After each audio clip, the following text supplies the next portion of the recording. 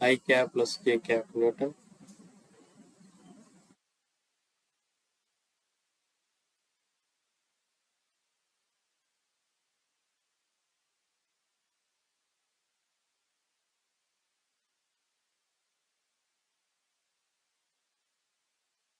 அவ்வளோதான்.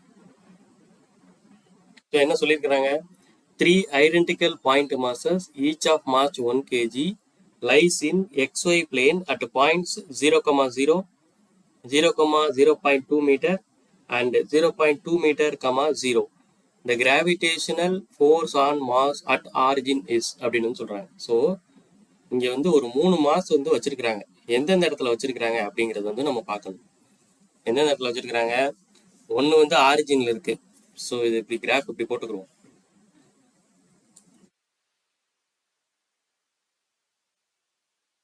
மாதிரி கிராஃப் போட்டுக்கிறோம்.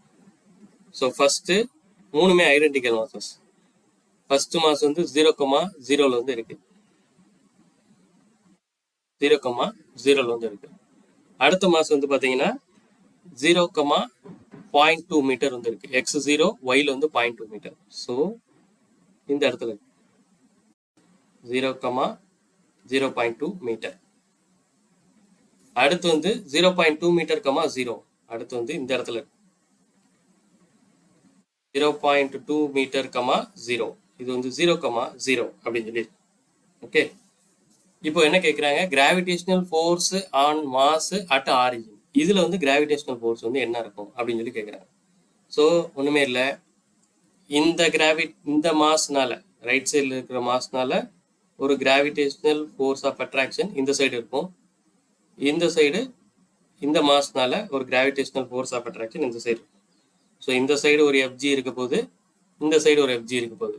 ரெண்டுமே சேம் ஃபோர்ஸ் தான். ஏன் சேம் ஃபோர்ஸ் அப்படின்னு சொன்னோம்னா, இதுக்கான டிஸ்டன்ஸ் வந்து 0.2 மீட்டர், இதுக்கான டிஸ்டன்ஸ் வந்து 0.2 மீட்டர்.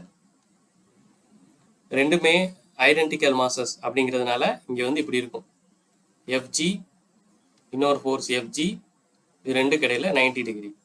ரெண்டு சேம் ஃபோர்ஸ், ரெண்டு கடையில் 90 டிகிரி அப்படிங்கிற பொழுது நம்மளுக்கு ஆன்சர் வந்து √2 அப்படின்னு சொல்லி வரும். √2 FG அப்படின்னு சொல்லி நம்ம போட்டு பண்ணிடலாம். ஆனால் இவங்க வந்து எப்படி கொடுத்துருக்காங்கன்னா, காம்பனன்ட் ஃபார்மில் நம்மளுக்கு கொடுத்துட்டாங்க. I + J, I + J, I - J அப்படின்னு கொடுத்துருக்கிறதுனால நம்ம தனித்தனியாக கால்குலேட் பண்ணணும். ஃபர்ஸ்ட் இதை வந்து கால்குலேட் பண்ணணும். இது FG1, இது FG2 அப்படின்னு சொல்லி வச்சுக்கணும். FG1 is equal to GMM by 0.2 square. அதே மாதிரி FG2 is equal to GMM by 0.2 square. அவ்வளோதான். இப்போ நெட் ஃபோர்ஸ் அப்படின்னு பார்க்கும்போது FG1 அப்படிங்கிறது வந்து ஐல இருக்கு, FG2 வந்து ஜேல இருக்கு, FG2 வந்து ஐல இருக்கு. ஸோ இதை நான் இப்படி எழுதிக்கலாம். GM square by 0.2 square I cap plus மாற்றி எழுதிக்கலாம். I cap plus GM square by 0.2 the whole square J cap அப்படின்னு சொல்லி எழுதிக்கலாம். So I cap plus J cap எது வருதோ அதான் ஆன்சர். ஸோ இங்கே ரெண்டு I cap plus J cap வந்து வருது. ஸோ இப்போ இது ரெண்டுல ஏதோ ஒன்று தான் ஆன்சர். இப்போ கால்குலேஷன் பண்ணி தான் கண்டுபிடிக்கணும். GM by 0.2 the whole square I cap plus J cap அப்படின்னு வந்து பார்க்கணும். ஸோ இதில் நீங்கள் 6.67 into 10⁻⁻11 divided by 0.04 into I plus J அப்படின்னு சொல்லி வருது. ஸோ இதையும் கேன்சல் பண்ணிங்கன்னா நியர்லி 1 பாயிண்ட் கிட்ட தான் வரணும். அதனால உங்களுடைய ஆப்ஷன் வந்து என்ன அப்படின்னு சொல்லி கேட்டிங்கன்னா, அநேகமாக உங்களுக்கு வந்து இதுதான் ஆப்ஷன் ஆகும். 1.67 தான் இருக்கும். ஸோ எதுக்கு நீங்கள் கேன்சல் பண்ணி பார்த்துக்கோங்க. பார்த்துட்டு எனக்கு வந்து இது ஆன்சர் சொல்லுங்கள். இதை வந்து ஒரு ஹோம்ஒர்க் எடுத்துக்கோங்க. ஓகே, இதுக்கு அடுத்து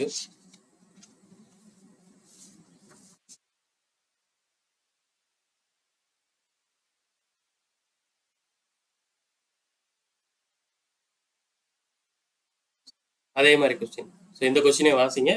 இதுக்கான ஆப்ஷன் வந்து நான் எழுதுறேன்.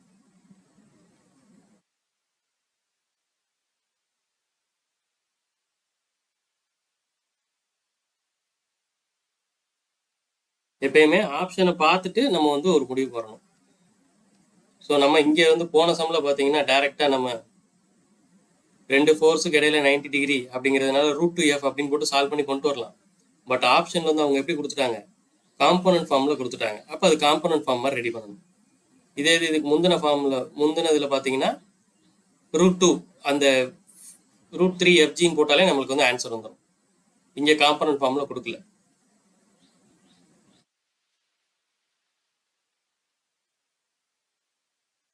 Six m²/m²g/a².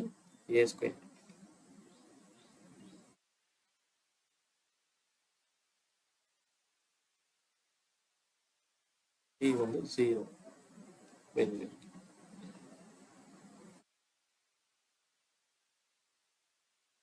ஸோ இதான் வந்து உங்களுடைய கொஸ்டின்.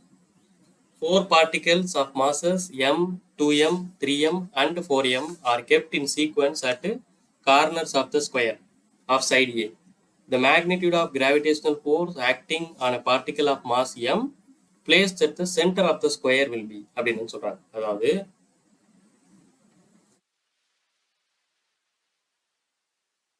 இந்த மாதிரி ஒரு ஸ்கொயர் இருக்கு. இந்த ஸ்கொயர்ல 4 சைடு 4 மாசஸ் வந்து வச்சிருக்கிறாங்க. என்ன அப்படின்னு சொல்லி கேட்டீங்கன்னா m, 2m, 3m, 4m. So இங்கே வந்து m அப்படின்னு சொல்லி இருக்கட்டும், 2m, 3m, 4m அப்படின்னு சொல்லி இருக்கட்டும்.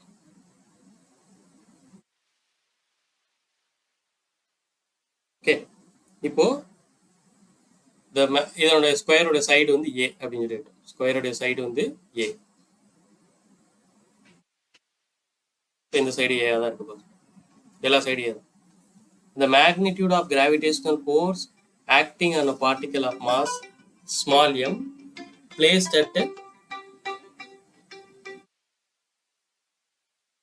at center of the square will be அப்படின்னு சொல்றாங்க. So centre of the square அப்படின்னா இதுதான். இந்த இடத்துல ஒரு மாஸ் வந்து வச்சிருக்கிறாங்க, எம்னு சொல்லி வச்சிருக்காங்க. ஓகே, இப்போ இதுல வந்து என்ன மேக்னிடியூட்ல இருக்கும் அப்படின்னு சொல்லி கேட்குறாங்க. ஸோ இதை நான் எப்படி பிரிக்க போறேன் அப்படின்னா, இந்த 4m மாசை வந்து நான் எப்படி பிரிக்கலாம்,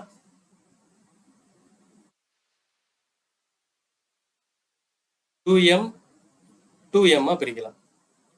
ஓகே, ஏன் 2m பிரிச்சிருக்கேன் அப்படின்னா, ஆப்போசிட்ல ஒரு 2m இருக்கு. இப்போ பாத்தீங்கன்னா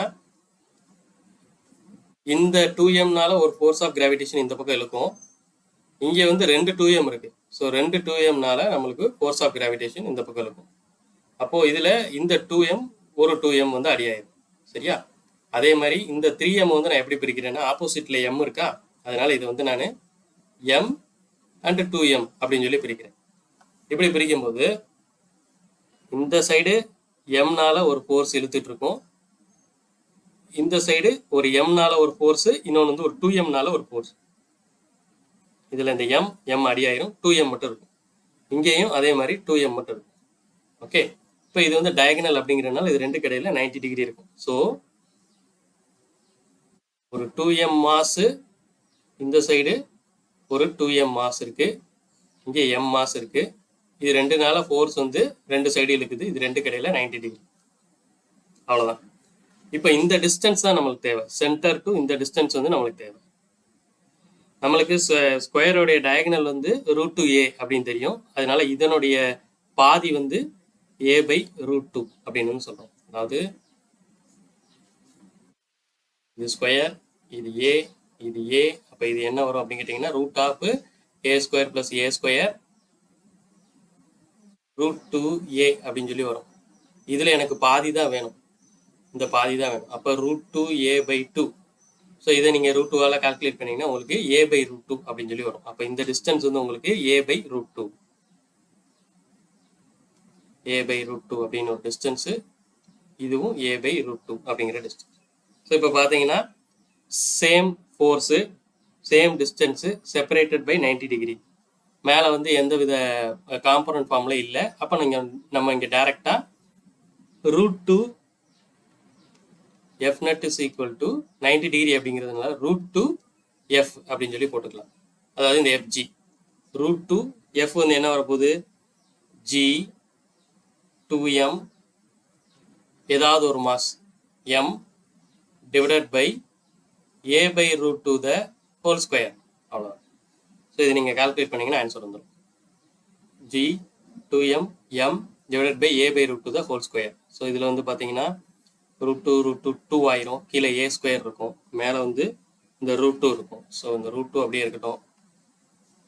g இது 2ன்ட்டு வந்துடும், இந்த 2 மேலே போச்சுன்னா 4 ஆயிரும். 4m square by a square.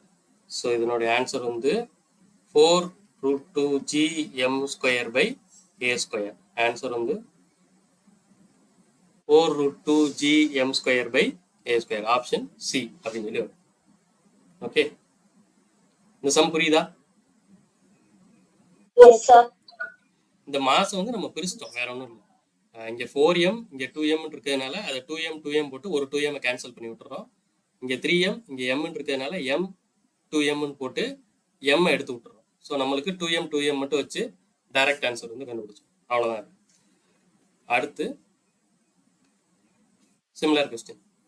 இது ஒரு நார்மலாக கேட்கக்கூடிய கொஸ்டின் தான்.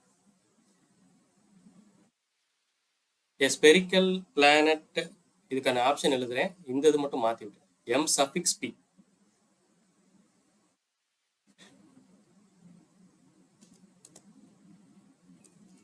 m suffix p and d suffix p.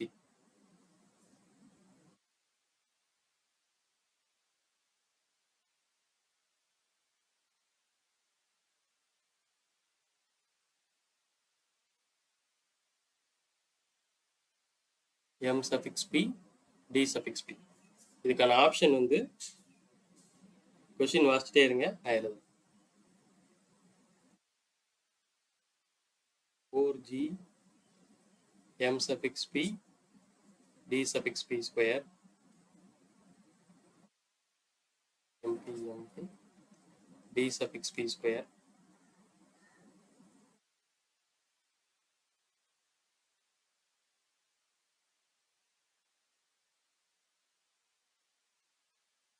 அவ்வளோதான். ஸோ என்ன சொல்லியிருக்காங்க? A spherical planet has a mass mp and a diameter dp. A particle of mass m falling freely near the surface of the planet will experience acceleration due to gravity equal to அப்படின்னு சொல்றாங்க. So நம்மகிட்ட வந்து ஒரு spherical planet இருக்கு, இதனுடைய mass வந்து mp, இதனுடைய diameter வந்து dp. அப்போ இதனுடைய ரேடியஸ் வந்து dp by 2 அப்படின்னு சொல்லி நான் வச்சுக்கிறேன். இதனோட ரேடியஸ் வந்து dp by 2. A particle of mass m small m falling freely near the surface of the planet. அப்போ இந்த பிளானட்டுக்கு பக்கத்துல இன்னொரு மாஸ் ஸ்மால் m அப்படின்னு சொல்லி இருக்கு, சின்ன மாஸ் இருக்கு, இது வந்து ஃபால் ஆகுது. இப்போ ஆக்சலரேஷன் டியூ டு கிராவிட்டி இதுக்கு வந்து என்ன இருக்கும் அப்படின்னு சொல்லி கேட்குறாங்க. ஸோ எப்படி கால்குலேட் பண்ணலாம்? எனக்கு தெரிஞ்சது force of gravity fg is equal to g mp small m divided by இது ரெண்டுக்குமான டிஸ்டன்ஸ். இது நியர் த சர்ஃபேஸ் அப்படின்னு சொன்னதுனால, நியர் த சர்ஃபேஸ் அப்படின்னு சொன்னதுனால நான் இந்த ரேடியஸை எடுத்துக்கிறேன். நியர் த சர்ஃபேஸ்னா இது பிளானட்டோடைய ரேடியஸும் இந்த டிஸ்டன்ஸும் கம்பேர் பண்ணும்போது இந்த டிஸ்டன்ஸ் ரொம்ப கம்மியாக தான் இருக்கும். அதனால நான் இங்கே வந்து radius of the planet square அப்படின்னு சொல்லி எடுத்துக்கிறேன், நியர் த சர்ஃபேஸ் அப்படிங்கிறதுனால.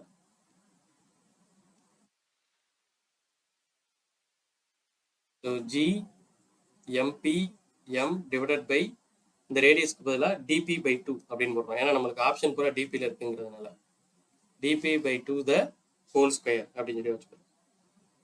ஸோ அதே மாதிரி இந்த ஃபோர்ஸ் ஆஃப் அட்ராக்ஷன் எஃப்ஜி அப்படின்னு சொல்லி இருக்கும்ல, இந்த எஃப்ஜியை வந்து நான் மாஸ் இன்டு ஆக்சலரேஷன் அப்படின்னு கூட எழுதலாம். இந்த ஃபோர்ஸ் ஆஃப் அட்ராக்ஷன் வந்து இதை வந்து நான் மாஸ் இன்டு ஆக்சலரேஷன் அப்படின்னு கூட எழுதலாம். விச் இஸ் ஈக்குவல் டு, இதை நீங்கள் கால்குலேட் பண்ணீங்கன்னா ஜி எம்பி எம் கீழே வந்து டிபி ஸ்கொயர் மேலே வந்து 4 அப்படிங்கிறது வந்து போயிடும். ஸோ இதில் இந்த எம் வந்து கேன்சல் ஆகிடும். So remaining acceleration due to gravity A is equal to 4gmp by DP square. So இங்கே என்ன இருக்கு? 4gmp by DP square. So option A தான் வரும். ஸோ இப்படி தான் வந்து நீங்கள் இதை கால்குலேட் பண்ணணும் general.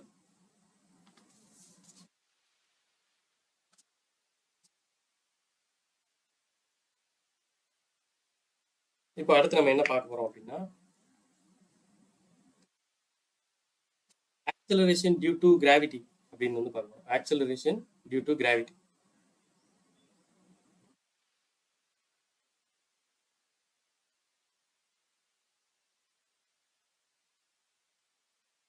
Acceleration due to gravity. 1 minute.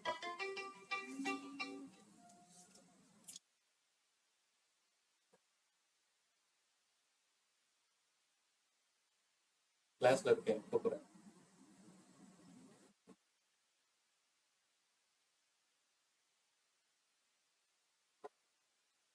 So acceleration due to gravity. Acceleration due to gravity அப்படிங்கிறது வந்து சரி இங்கே வந்து ஒரு மாஸ் m அப்படின்னு சொல்லியிருக்கு, இங்கே வந்து ஒரு ஸ்மால் மாஸ் m அப்படின்னு சொல்லியிருக்கு. நம்ம வந்து ஒரு சர்டைன் ஹைட்டில் வந்து கண்டுபிடிப்போம் சரியா, ஸ்மால் மாஸ் m அப்படின்னு சொல்லியிருக்கு. இப்போ கண்டுபிடிச்சதே தான் திரும்ப பார்க்க போகிறோம்.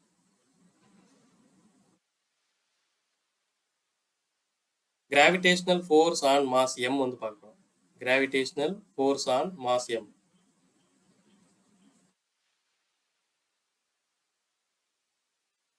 F is equal to gm capital M by r square.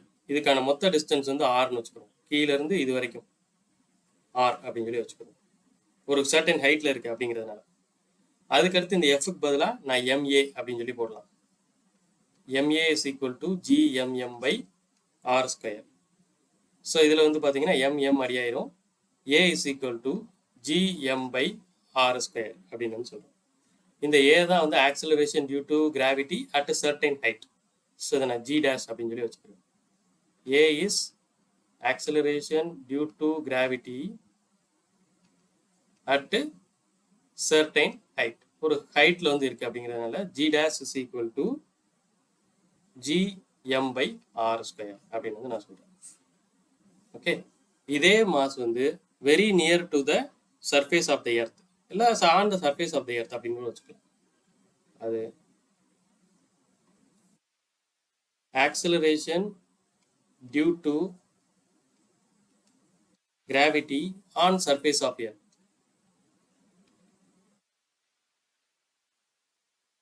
So force F, sorry,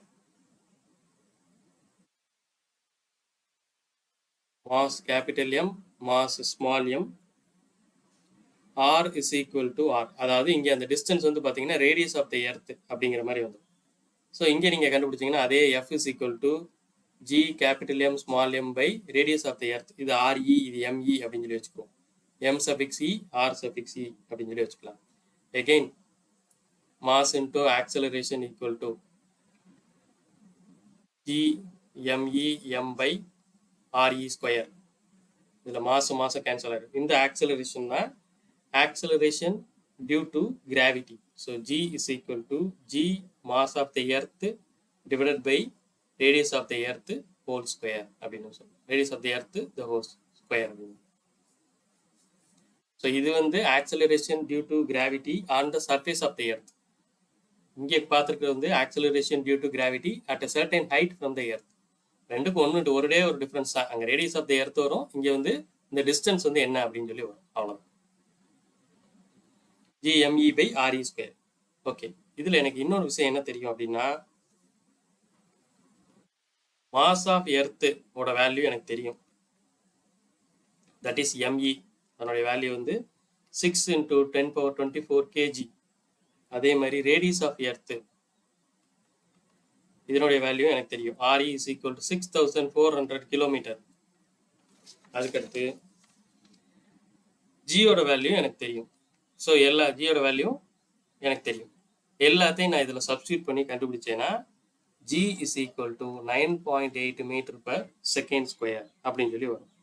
okay, so G is equal to 9.8 m/s² வந்து